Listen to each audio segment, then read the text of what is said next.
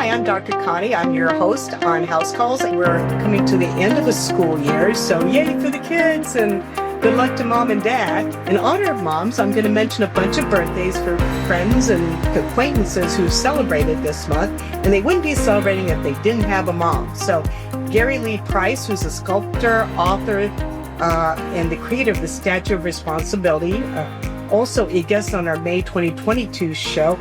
A happy birthday, Wendy Van Dyke, who's my Air Force nurse, celebrated this year. Shirley Burns, Anna Roberts, who turned 97 yesterday. Happy birthday. Jeanette Meyer, today's her birthday. Nancy Campo, Dr. Love Depesh, who's been on our show before, talking about White House doctors, had a birthday. My friend Marie Francisco with the Global Beauty Awards is celebrating, but we're not going to tell you her age. You never know. She's ageless. Michelle Clare, who's a dear friend of mine. Dan Grunfeld in Colorado. Una Higgins, who's a dear friend. Yoli Yanez is a friend, and happy birthday. Also this month, May 23rd, marks a very special anniversary for me. That is when I became a doctor. That's when I graduated from med school.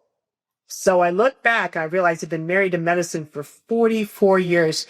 So I delivered the first set of babies. I delivered, I think, a total of 15 babies as a med student. So there are a bunch of 42-year-olds out there are here because I was in the delivery room helping out. So happy birthday to all of you. This month, I was also honored to be the keynote speaker at the American Heart Association Go Red Luncheon here in town. And it was to raise awareness for the number one killer of women in this country. And all of us are focused on prevention of cancer. Obviously, that's important. We want to make sure that we get mammograms, that we don't die or find breast cancer too late. But the number one killer of women is heart disease. It still is number one killer, heart disease and stroke. So when we talk about heart disease, and I want to put a plug out there for sensitivity to that fact, it takes the lives of over 400,000 women each year in this country. There's one death every 80 seconds from coronary disease. So when I perform annual exams, which I did today, on my women patients, I always do a good breast exam. I always ask them about their annual mammogram, but I also talk about their heart disease risk factors, such as we talk about age, your risk factors are higher. We talk about your cholesterol, high blood pressure, diabetes, and family history is really, really important. So we definitely work with that. And I encourage all women, when you go for your annual exams, talk to your healthcare provider. What do you think about heart disease? Tell me what my risk factors are, what I can do to prevent dying from heart disease. And so definitely put a word out for that, for heart disease. I am blessed today to have in studio Andrea Fortenberry, who is a writer, a speaker, a Bible teacher. She's the host of her own podcast, which is amazing. I think we were talking about on the break that we should do our monologues, because that you think of monologues. So definitely this is a monologue or a dialogue between us. But her show is a podcast with an interesting name, which I'm going to have her explain, The Perfectionist Guide to Mothering.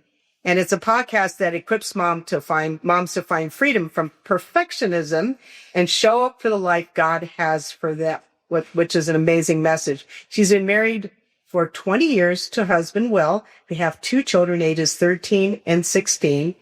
And being a wife and mom gives her a lot of good material. So welcome on our show. Thank you, Dr. Connie. It's a pleasure to be here. I mean, I could just sit here and just have her talk all this time, but I wanted to ask her a lot of things. She's on the staff of MomCo as a leadership development manager, where she encourages and supports MomCo leaders across the globe. You like chai lattes, good. You love to read books, All Things Golden, and Gilmore Girls. I love it. So online, you'll read about how to listen to her podcast. You can connect with her at AndreaFortenberry.com or on Instagram with her name. With all the things you do as a mom, mom work is like a full-time job. And on top of that, you do podcasts. What made you decide to do this? That's a lot of work. It is a lot of work. It's interesting. Actually, before I came over here, my son said to me, Mom, it's really cool that you're a mom. And he said, do you love being a mom? I said, yes, I love being a mom. And then he said, it's neat because you do work with moms. And I said, yes, I learned at home being a mom. And then I get to pour into moms in the work that I do for Mom Co. and also with my podcast. And I just felt really in my own life that I've learned so much through mothering and grown so much personally that I wanted to share and encourage with other moms, things that I've learned that I think we just learn through going through the experience. And if I can encourage or save a mom from learning the hard way, I thought I would love to do that. So, We look at how we grow up in our families. Did you have good role models for motherhood growing up? I did. My mom was a wonderful mom. We have a great relationship today. And she, though, was a young mom. She and my dad got married right out of high school, and they had me a year later. And so she will often focus on the negative things, the things she should have done. But I just think she was a wonderful mom. And then I had both of my grandmas. My dad's mom, she had 6 children, which amazes me because I'm like, I have 2, and that is a lot. Well, she had 6 children. And then she actually became a widow when she was about my age. Like she was maybe a couple years older, about 44. My grandpa died of cancer. And so, thank you. So she just was a strong woman. She had to be. And so I just admire her for that. And then my mom's mom had 4 children, and she was a single mom for many of those years. And so I just admire the way that she worked really hard to provide and do the best that she could under those circumstances. You outline women who have played many roles in their lives. I mean, I just concluded 2 years of my podcast, The Widow's Walk, the journey of a widow. And the average age of first-time widow is about 54. And it's tough. I mean, they do statistics, and we can talk a whole podcast on widowhood, but I'll let listeners listen to the podcast. But, I look at all of the roles I play in my life, and then definitely you can look at yours, and the most singular, most important role is mom. What kind of people, not only do you bring into this world, but kind of people you raise. Right. And I take care of all day long. I take care of adults. I'm an adult medicine, internal medicine doctor. I do annual exams, albeit my population are very successful people who've done very, very well. And invariably, all of them have some issues in their life, their struggles that you can trace back to childhood. Right. Somebody will say, my father told me I was never good enough. My mother was never around. She was too busy doing this, or we didn't have a mom at home, or my mom was taken from me early in life. So there's always something that impacts them in their life. What did you learn from each of these mentors? What did they teach you about motherhood? I think of my mom's mom. I loved her so much because she was my Grammy and spoiled me and all of that. But as I got older and just learning more about how she would work several jobs at a time to try to make the ends meet, just that determination. And I think it's so admirable of how hard she worked for her kids. And then my dad's mom, they were a very typical Hispanic family. And so she would make homemade tortillas for my grandpa every single day. Like she was home cooking. She worked as well and took care of the kids. So just the fact that she was able to juggle that and love so well. She's such a very loving person. And then with my mom, I feel like she, again, even though she was so young, she had a lot of instincts about what to do, right? Like one of the things she really instilled in me as a little one was reading. Like she would always read to me. And so I feel like that my love of words and books really kind of came from her just sitting and letting me sit and read books in her lap. So your mom journey, you had your first one right after getting married. Did you all decide, okay, it's time? It just happened, or did you plan a family? We got married young as well. So I was 21. My husband was 22. And we thought, let's have a little while before we have kids. And I also had just some PCOS and different things that I didn't know how long, if we were able to have kids, how long it would take, that kind of thing. And so, it was about 4 years, and we got pregnant with our firstborn, and I was just elated and so excited. Was there anything like there's one thing to babysit and grow up with everybody, but when you had your firstborn, were there surprises that you thought, gee, I wish they had told me about this, or I wish I'd paid more attention? Oh, yes. I was learning? Yes, definitely. I think and I don't know if it's maybe just a blessing that we focus on the positive things, like how we'll get to love this baby and how it would be amazing. We'll get to see, this beautiful byproduct of love with our spouse, and just we focus on that. But the reality is, like, it's so hard. Just the process of birthing and all that. I laugh because I have a friend of mine that said, nobody told me I would feel like I got run over by a truck. It was a little truck, but it was still a truck. Yes. And then my daughter had colic and reflux, and I didn't know. And so it was like 6 weeks of just her crying and like trying to console her and figure that out. So it was just a lot hard. That newborn stage was really hard. And I'm so grateful for just the voices in my life that said, it's not going to always be this way. Like, you will sleep again. You're going to make it. And so that's my encouragement to brand new parents, is like, this too shall pass. You're going to make it, just one day at a time. It's probably the hardest thing in terms of what your body goes physiologically, all the changes, the hormones, everything in your body. I think the other thing that makes it hard is how sleep deprived you are. Yes. That you don't sleep. You don't sleep. And then it's even more, challenging when you have another one. Yours are 3 years apart. Yes. You have a little toddler running around, you're feeding this little one. Yes. And the funny thing is, I found when I had my second that the hardest part was actually not the new baby. It was chasing after the 3-year-old who was getting into trouble while I was trying to feed the baby or change a diaper. And so that was a dynamic that surprised me. How'd your husband help out? He's great. Yes. Unfortunately, he had to go right back to work. He didn't have a paternity leave and that sort of thing, but he was always very hands-on and still is to this day. So I'm grateful for that. I look back in my motherhood journey. I mean, I had my first one, I was 32, and then the second one when I was 34. I was just after internship. I had them when I was doing my tour. I was in the Navy. So I was very fortunate to have my mom and dad and come up from where they lived in San Diego. And my mother-in-law was wonderful. But as I look back, I look back and I remember, where did you ever get the energy to do that? And I would tell people I would go to work to rest. I'd go to work so I can sit there and talk to adults who, most of them would listen to me instead of, telling a little toddler who runs off. Right. But you just realize, where do you mount the energy to do it? Where do you get the sleep? When new moms call in or ask you, what advice do you give new moms? And you'd have to obviously take care of yourself, but what kind of things do you tell new moms? To ask for help. Because I think somehow feel like it all should depend on us. Like, I'm the mom now, so I should be all and do it all. But the truth is, we have limits and capacity. We need sleep, we need rest, we need food, all of those things. And I think as moms, we are really good at taking care of everybody else, but we can often neglect ourselves. And I like to say that it's not weak to ask for help. It's actually really wise, because we all need help. And we've heard that phrase, it takes a village to raise a child, but sometimes we think maybe that doesn't mean we're super mom. How can I let them down? Right. And the truth is, every mom struggles, but we compare by looking now on Instagram or moms we see on the playground or Target or our best friends, and we think they don't struggle.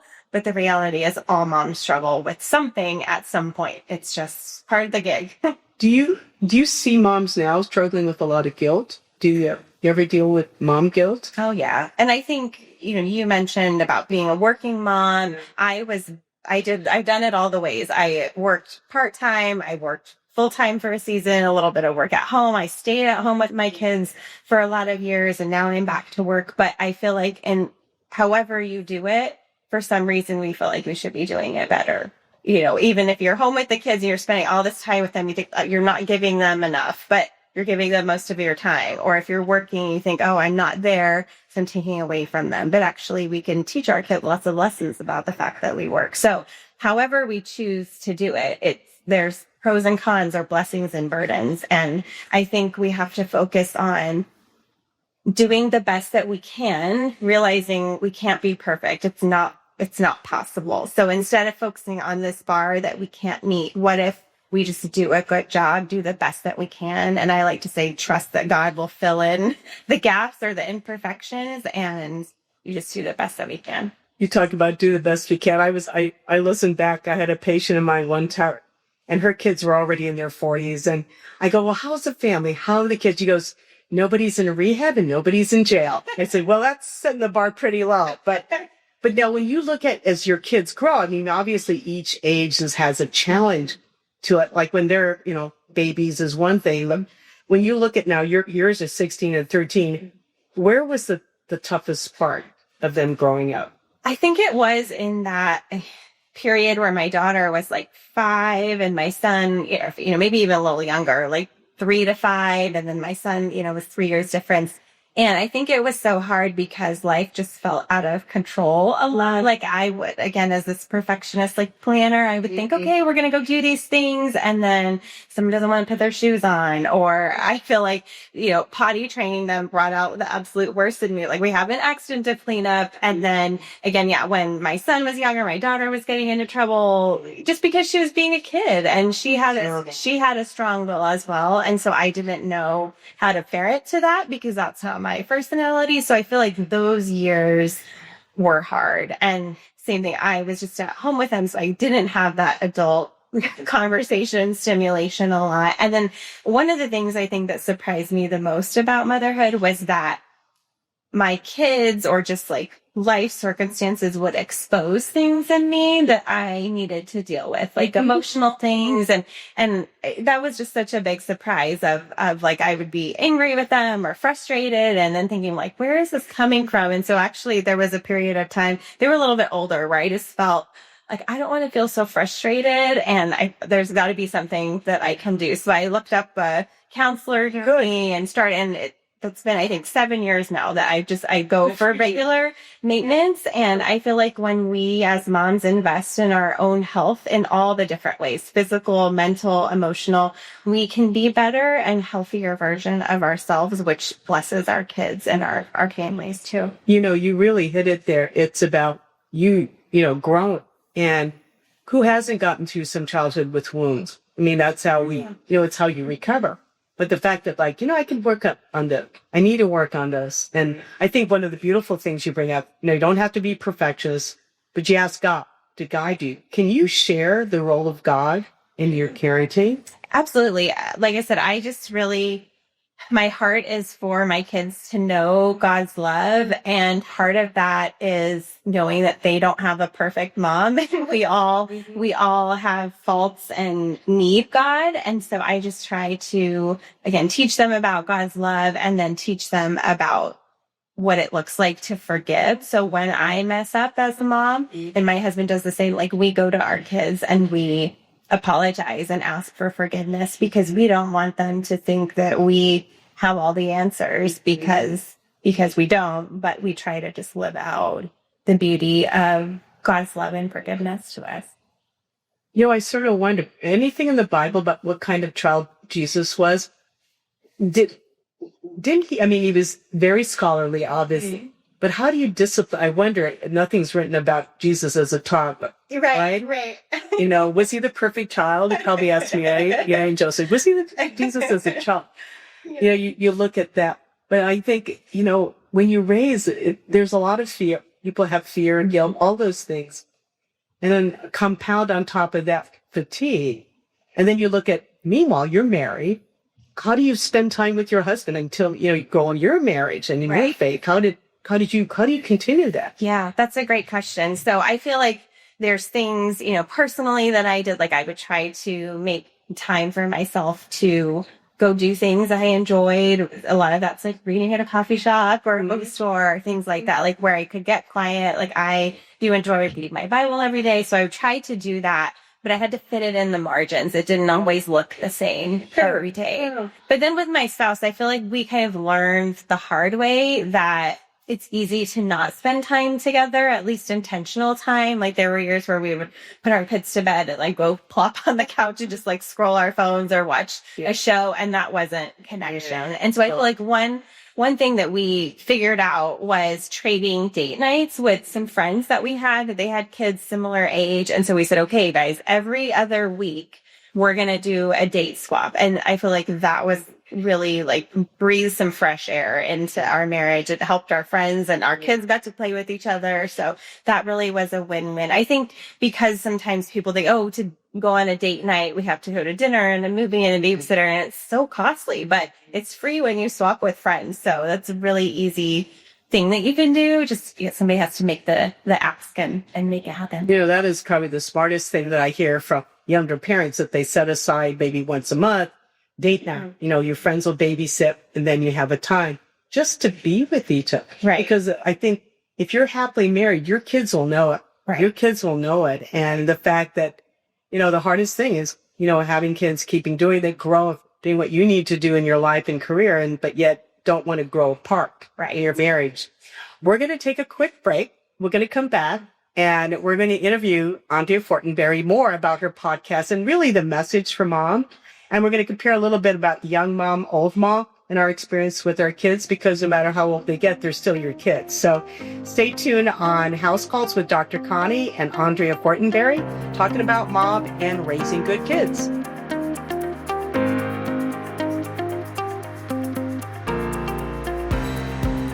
Welcome back to House Calls. I'm Dr. Connie, and we have a fellow mom, Andrea Fortenberry, who is an expert of all things mom, and she has a podcast. How often are you broadcasting? I do every other week. My rhythm, because I do all of the production and editing currently for my podcast. So that's a pace that I can keep up with. How do you decide what topic that you're going to speak on? Yeah, sometimes I do solo episodes kind of seasonally. I just did one a few weeks ago about Maycember, which is what I call May, because it's so full of the school things and all that. So some of it's seasonal, and then also just being part of different writer speaker communities. I have lots of people who will say, hey, I have a book about this topic. Could you come on? One of my recent guests wrote a book called Mothering Boys. So we got to talk all about how to parent little boys. So that was fun. Interesting. Have you written a book yet, or are you thinking about it? Yes, I have a book that's in production. It will release April 7th of next year. It's a devotional for new moms. So I'm in the editing phase of that book right now. That's wonderful. Thank you. I'm really excited. How long did it take you to write? So they gave me a whole year to write it, and which typically is a little bit on the long side, and it's 100 devotions. So I really just calculated, okay, 52 weeks in a year, like I just need to kind of write 2 devotions every week. So that's how I got it done. I got up early on Saturdays because I work full time and evenings are just hard. So I thought every Saturday I'm going to get up. I went to a coffee shop and would write, or sometimes when my kids had practice, I'm the mom that I don't stay for the practice. I drop them off and I take my laptop and go get some work done.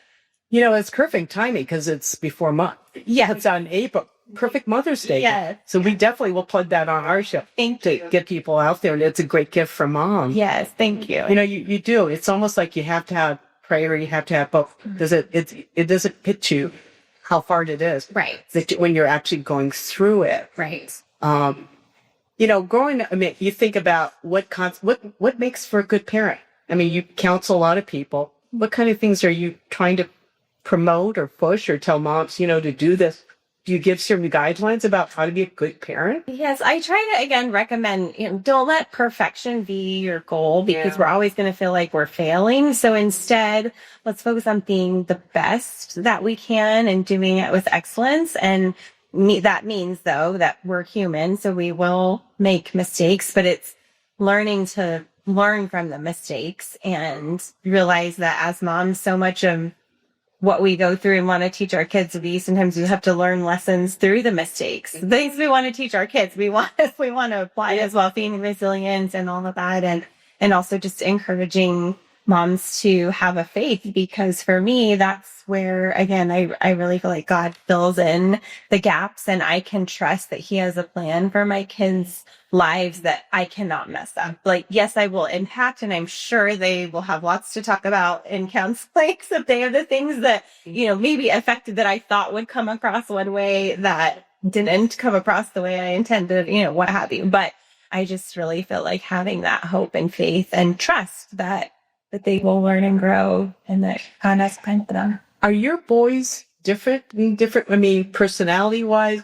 Yeah, so I have a girl and a boy. So yes, so my daughter's the oldest and my son is the youngest. And yes, they are very different. It's so funny because I joke that with my daughter, with either of them, I didn't find out if they were a boy or girl ahead of time. We were surprised, which I just loved. And when I was praying with my daughter, I would put my hands on my belly and say, God, I pray that you make this baby healthy and strong. Yes. But I should have been more specific, because he gave me a strong-willed daughter. And so I really didn't know how to parent her in those early years, but I'm so grateful for the the qualities God gave her. And now I feel like her strong will has turned into just this beautiful confidence. And I'm so proud of her. So I feel like maybe is a little more like my husband in some areas with the strong personality. And then my son is a little more like me, a little more reserved, a little more calm, a little more of a peacemaker personality. And so it's just so interesting how two siblings can just be so different. Yeah, you'll see in families, same parents, same advice, Yes. but they see it differently. And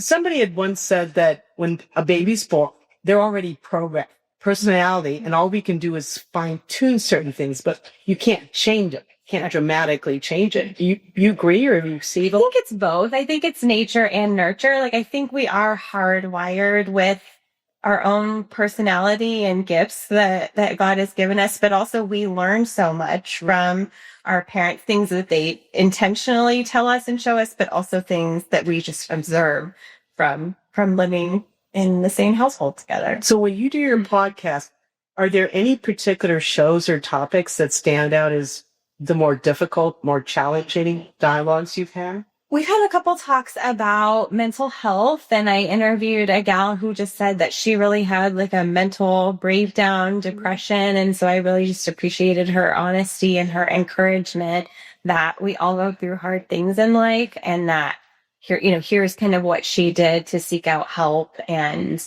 to fight back from feeling ashamed or guilty that she wasn't parenting the best she could in that season, but just the hope that you can heal and get better. So that was one of the ones that stands out. God bless you for doing that, because it's really, I want to be the perfect mom. We have all this, and you realize I'm exhausted. I'm tired. I don't want to, I just want to make sure this baby stays alive. Right. Because you constantly check on it. But are there times that strike you as you're raising your kids, you're thinking, we've got it right, we're doing it right? I think both of my kids enjoy a relationship with Jesus and being at church. And so to me, I feel like that is just like the most important thing. And another thing is they have a relationship with each other. And I was afraid about that for a long time because they fought for years and years when they were younger. Like, I picked them up from elementary school and we would close the car doors and they would immediately start fighting. And I was just like, what is going on? And it's normal. It is normal. And I think as moms, sometimes we think we're the only ones who have kids who fight, or we're the only moms who raise our voice on occasion or things like that. But it's like so much of it is just normal course of living, raising kids. But I'm grateful for just seeing their relationship grow. And so I feel like, okay, we've gotten, a little bit of that right, but it took a lot of coaching, and when they were not agreeing, sitting down. Two things I can think of when they were in that phase of not getting along is I made them sit on the couch and hold hands together, because I thought you can't be mad at each other if you're holding hands. But I feel like that traumatized my daughter, who does not enjoy physical touch. So maybe that was not a good idea. But my son loves it, so he enjoyed it. So, 50-50. But then also I remember when they were probably like, my daughter was in middle school, my son was elementary, they were in a big fight about something. And so I said, okay, you two, I want you to sit down and write each other a letter. And I want you to say some nice things about each other. I want you to apologize for what's happened. And then I want you to provide some solutions on how you could improve your relationship. Oh, yeah. How old were they when you did this? Probably 12 and 9, okay. Something like this. Yeah. But it was only one time that it happened, but I feel like it did make an impact. And I actually saved the little letters that they wrote to each other, because I wanted them to know not getting along is part of being siblings, but there are things you can do to try to have a stronger relationship with each other. So you've got 2 teenagers. Now I do, which is, it's wild. It's wild to say I've been married 20 years and I have 2 teenagers. So what's the hardest part about being a mom to teenagers? I think it's interesting. I feel like control is an issue, like all of motherhood, but now in this season, just things that are very much out of my control. My daughter's driving, and she's a great driver, and we did the driver's ed and all of that. And I know she's good with driving, but it's like the drivers around her, and things like that. So some of that. And then also with a boy, I think with girls, we're afraid of just someone hurting them. Mm-hmm. But I think with boys, we're afraid of them like getting into trouble or causing trouble or things like that. But my son is great. He has a good group of friends, but there are influences. Oh, yeah. Can turn things. So I think a lot of it is just that. Now knows. what about social media? How does that impact, like, in your home? I mean, I hear stories about parents and they've got little kids that they've got cell phones and iPads early on. Yeah, it's interesting. I feel like we did give our kids phones a little earlier than I would have preferred, but there were just different circumstances about it. So they were early middle school, but we have done, I feel like, as much as we've known to do in terms of like the time. We have a code to give them certain boundaries with time. Like they can only go on certain websites. We had that boundary for a while. As they've gotten older, changed that a little bit. We didn't allow our daughter to have Instagram until I think this school year, maybe it was last school year. And she has a time limit on that as well, because it's just really easy to get, sucked in. So it's a hard balance of not letting them have anything, and then they sneak and figure out ways, or we give them some leeway with limits, or then free reign. And I feel like we're very much kind of maybe middle of of that, trying to coach them as they're using these things. And for our daughter, like she has to follow us, we follow her, and there's thankfully now some good parental controls on some of the social media apps. But one they've been asking for a long time is Snapchat, and that's one that we've decided as family that they're not going to have. So it's, but I feel like also with kids, you give them a little and they'll keep asking. And I'll push beyond it for more. So we just try to be firm in our boundaries and allow a little with limits. I look now at the world and how everything is definitely neat.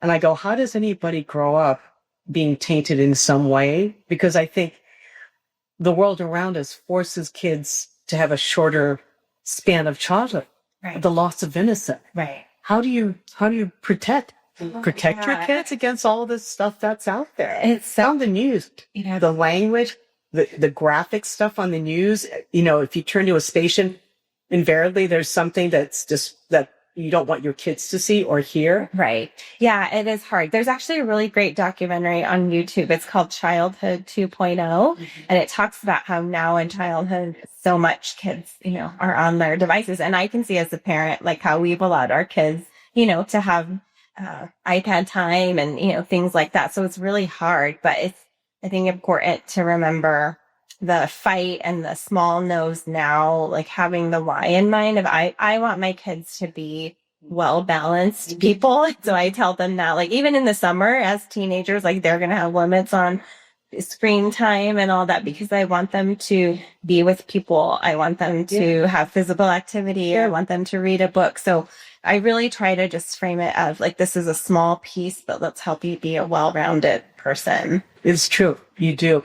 Somebody had written that you can't protect your kids 100%. You can't bubble wrap them. But what you can do, you want them safe or you want them strong. How do you get your kids to be tougher? How do you promote resiliency in your kids? Yeah, it's really easy as a mom to want to swoop in and save them from pain and heartache, and we want to set them up the best way possible. But sometimes the more character building thing is letting them fail or not being there to rescue. And it's interesting. I heard someone else talking about this, how I think we have challenges as moms, particularly with our boys, that we want to save and rescue and love them, and then dads with daughters. So I try to be aware of that as I'm parenting, a daughter and a son. But there's times my kids, both of them in the past have been like, Mom, I forgot this thing. Can you please bring it to me right now? And I work from home. So generally I might be available to do that. And I've learned, I give them a pass, like, one time. Okay. If I'm able to, I do it. But beyond that, you have to be responsible. And I'm not being mean. This is me teaching you how to be prepared and be responsible. So I think as we do little things like that, it can help us, again, see the purpose in it, because life is not going to always be fair or easy. And so we want to teach them, here's how you bounce back from these things. Here's how you learn the lesson for the next time. It's that tough love. That's the hardest part. How when they used to discipline kid, said, this hurts me more than it hurts you. Right. And it does. Yeah. Because you want to please them, make them happy, but you also want them to grow up to be good human beings, good people. Right. And that's hard. Right. It can be very hard in our world. Any other things, any other messages for the moms out there and as well as the dads from a mom's perspective? Yeah, I think, again, just trying to do the best that we can and to always have the mindset of learning and growing, whether that's about ourselves, because that also, again, as we know ourselves, as we heal from different things, that helps us show up better as parents, spouses, friends, all of the different roles, but also to always be learning about our kids because they're wired differently. What discipline or affection or love works with one child isn't going to work with the other one. So I think really focusing on the uniqueness of each child can be really helpful as well, because if we just blanket parent them exactly the same, we're going to miss some things with each of them. So just really having that mindset of curiosity, of being open. Another thing that I just thought of is being open also to interruptions that happen, because I think as a mom, when we're taking care of all the things, the grocery shopping, the dinner, the running them around, all those things, we can get so focused on the tasks and the role that we have that we forget to actually stop and spend time with our kids or address something. Or there's been times that busy seasons and I, realize, I'm missing out on just this little thing that I could do that would make a big difference for one of my kids. So I think just always having that open mind to learn and grow is where we're at. What would you want your children to remember about you in their childhood when they look back? Yeah, that's a good question.